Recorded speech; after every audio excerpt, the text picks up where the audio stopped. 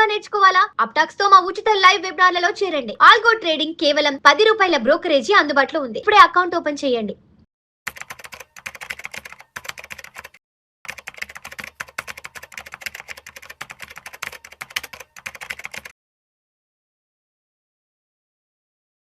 అనిల్ గారు నమస్తే సార్. నమస్తే విష్ణు గారు. Welcome to weekend market outlook analysis. ఒక్కసారి ఇవాళ మార్కెట్ క్లోజింగ్ ఎక్కడో చూద్దాము. 22 మే ఫ్రైడే ఇవాళ వీకెండ్. సెన్సెక్స్ విషయానికి వస్తే 231 పాయింట్ల లాభంతో 75,415 వద్ద క్లోజ్ అయింది. నిఫ్టీ విషయానికి వస్తే 64 పాయింట్ల లాభంతో 23,719 వద్ద క్లోజ్ అయింది. బ్యాంక్ నిఫ్టీ విషయానికి వస్తే 615 పాయింట్ల లాభంతో 54,055 వద్ద క్లోజ్ అయింది. సో మొత్తానికి చెప్పాలంటే ఇవాళ Sensex closes 400 points lower from days high. Almost ఒక 400 వరకు వెళ్ళి మళ్ళీ కొంచెం మార్కెట్ కిందకి రావడం జరిగింది. ఏంటి వీకెండ్ లో మార్కెట్లు కాస్త ఊపిరి పీల్చుకున్నా ఏమో అనిపిస్తుంది. ఏంటి ఇవాళ ఈ స్లైట్లీ పాజిటివ్ ర్యాలీకి కారణాలు ఏంటి? ఫస్ట్ థింగ్ ఏంటంటే 3 రోజులు వరుసగా నష్టాలు ఉండే ఇంతకన్నా ముందు. సో ఈ వారం ఇవాళ కొంచెం లాభాల్లో వచ్చింది. మేజర్ కారణం ఏంటంటే గ్లోబల్ సిగ్నల్స్ ఒకటి, మళ్ళీ ఇంకొకటి మధ్యప్రాచ్యం ఏదైతే అక్కడ జరుగుతున్న ఇరాన్ అమెరికా యుద్ధంలో కొంచెం ఎడతెరిపి ఉండొచ్చు, ఆగచ్చు అనే సంకేతాల వల్ల ఈ మార్కెట్ ఇవాళ అనేది కొంచెం లాభాల్లో వచ్చింది. అలాగే Q4 రిజల్ట్స్ ఇప్పటివరకు వచ్చిన వాటిల్లో కూడా చాలా కంపెనీస్ బాగా మంచి రిజల్ట్స్ ఇచ్చాయి.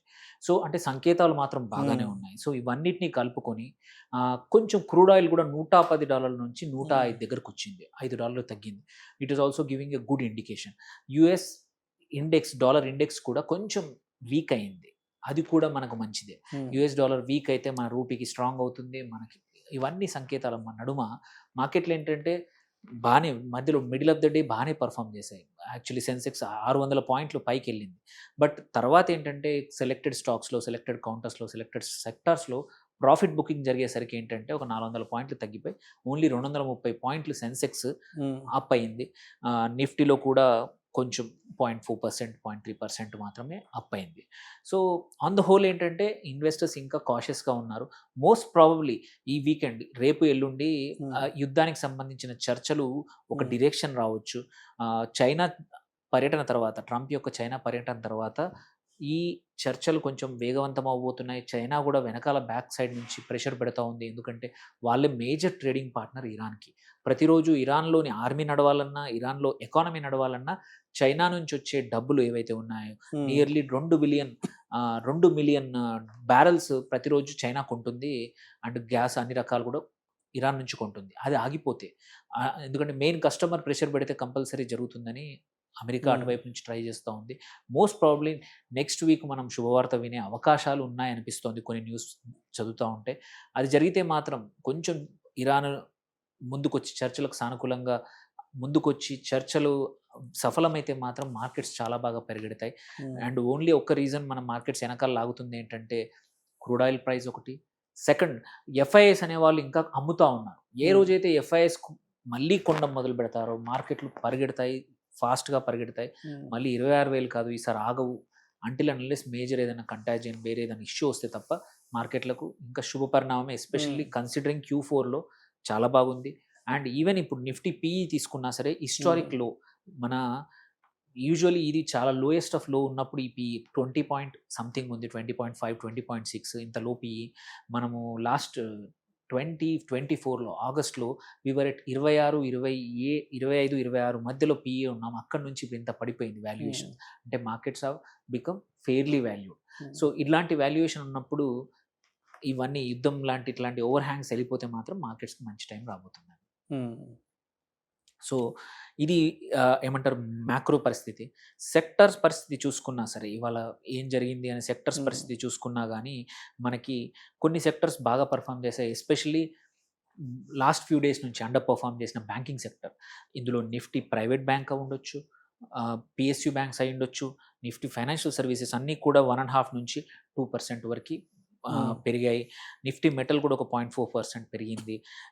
ఏవైతే స్టాక్స్, ఏవైతే సెక్టర్స్ లాస్ట్ ఫ్యూ డేస్ నుంచి మంచిగా పర్ఫామ్ చేశాయో, defensive sectors, health care, pharma, ఇలాంటివి ఇవాళ అండర్ పర్ఫామ్ చేసి ఈవెన్ ఐటీ సెక్టర్ కూడా మొన్న ఫ్యూ డేస్ నుంచి we had seen wonderful time. అది కూడా ఇవాళ ఒక 0.37% డౌన్ అయింది.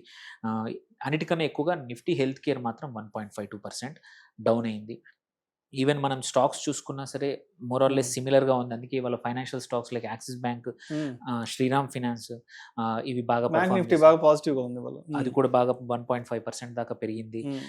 Varun beverages after long time మంచి రిజల్ట్స్ ఇచ్చింది, అది కూడా 3.77% పెరిగింది. ట్రెంట్ రీటైల్ కూడా నియర్లీ 1 ఇయర్ ర్యాలీ అప్పుడు ఆగిపోయింది 1 ఇయర్ కన్నా ముందు. అక్కడ నుంచి అండర్ పర్ఫామ్ చేస్తూ వస్తుంది. ఒకప్పుడు 5,000, 6,000, 7,000 దగ్గరికి వెళ్ళిన ట్రెంట్ రీటైల్ ఇప్పుడు మళ్ళీ వాళ్ళ 3% పెరిగింది, good sign. And Siemens limited కూడా బాగా వచ్చింది లార్జ్ క్యాప్స్లో. అండ్ మిడ్ క్యాప్స్లో కూడా ఆస్ట్రల్ పైప్స్ కంపెనీ ఏదైతే ఉందో ఇది కూడా after some time mid cap 4.17% పెరిగింది.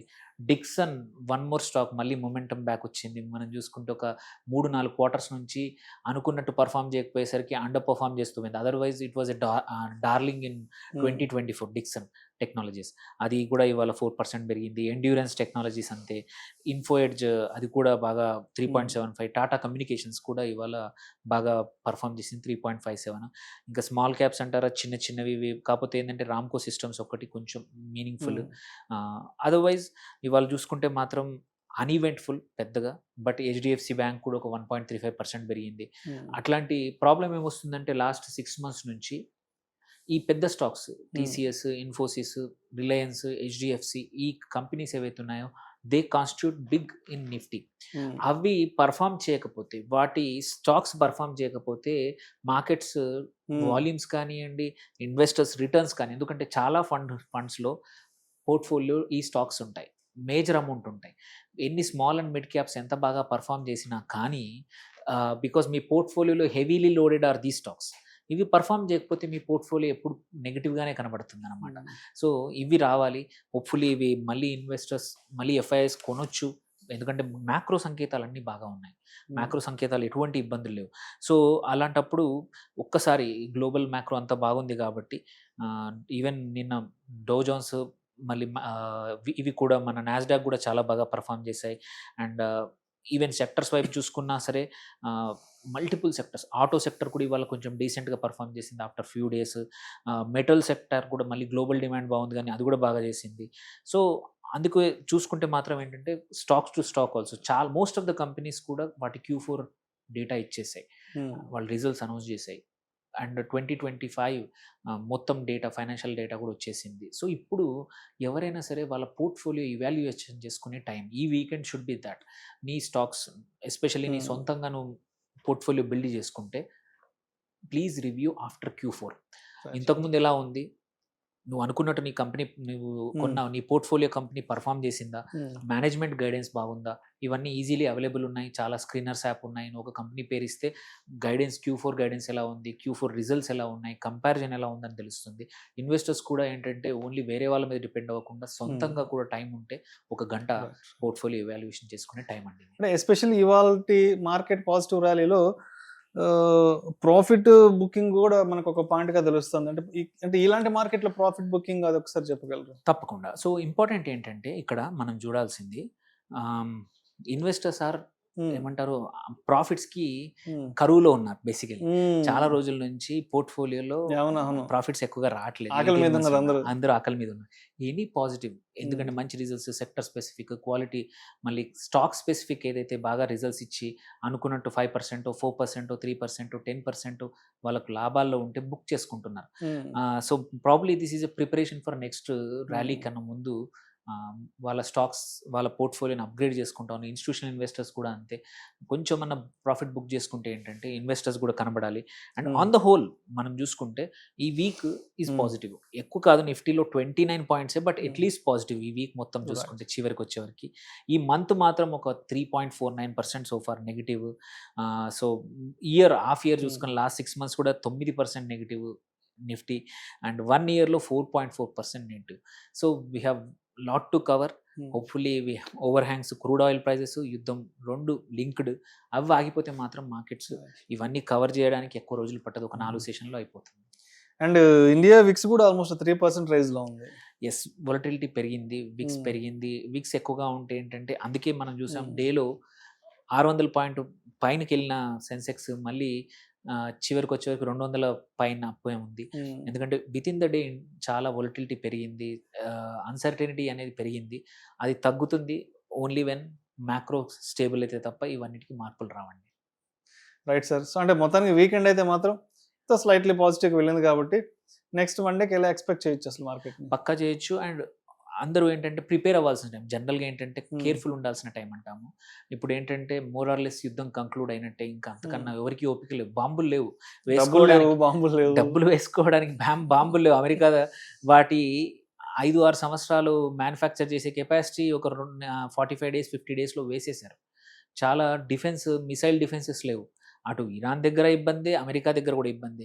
అమెరికా అయితే ఏకంగా వేరే దేశాల్లో రక్షణ కోసం పెట్టిన మిసైల్స్ని కూడా తీసుకొచ్చి Hmm. ఇరాన్ దగ్గర డిప్లాయ్ చేసి పెట్టుకుంది ఇప్పుడు. Hmm. సో ఇలాంటి టైంలో ఇంకా యుద్ధం ముందుకు వెళ్ళదు. So it is slow war కాదు, ఆగబోతోంది. So investors should be ready with their money, ready with their strategy, ready with opportunities. ఏ స్టాక్స్ ఏవి ఉన్నాయో వాళ్ళు ఐడెంటిఫై పెట్టుకోవాల్సిన టైం అనమాట. Right sir. Thank you sir. Thank you so much Anil garu. Thank you.